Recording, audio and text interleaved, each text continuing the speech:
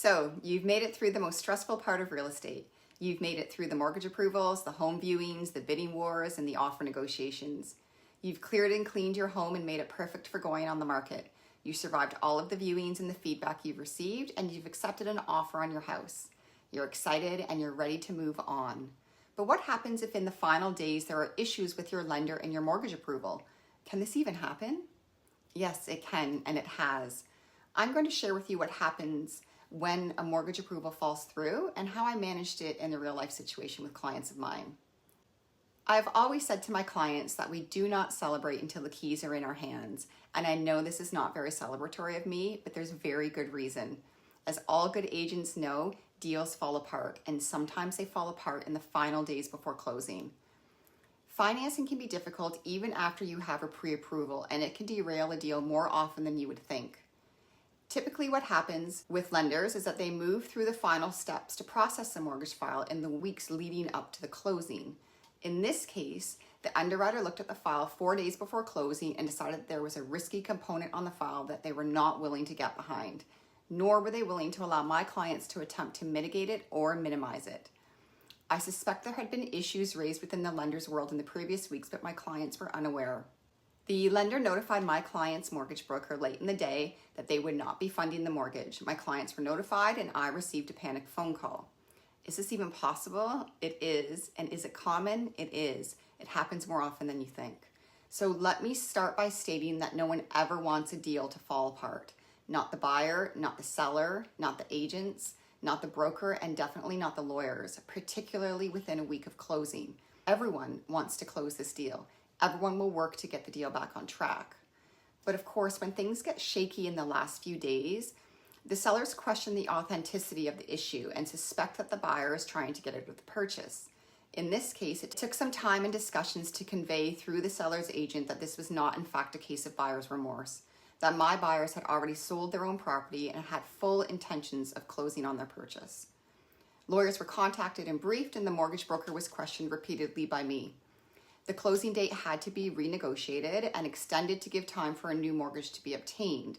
Now, this is where things get sticky. My buyers had signed a contract to close the house on a certain date. Their inability to close on that date was a financial stress for the sellers, who had already moved out and were carrying the cost of their next home.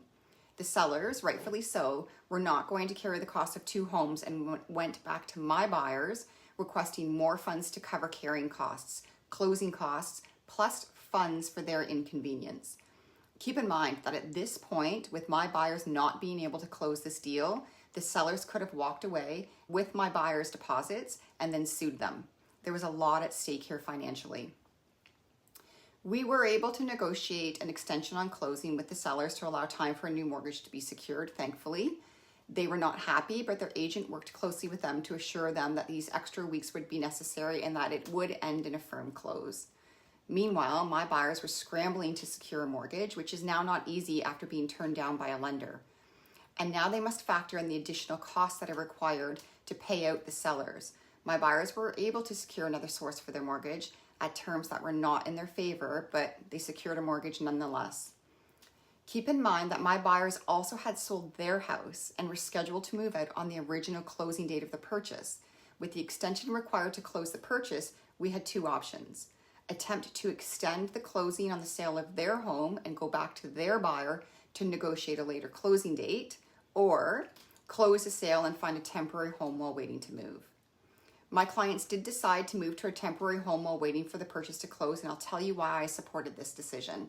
They needed the proceeds of their home sale to close their deal.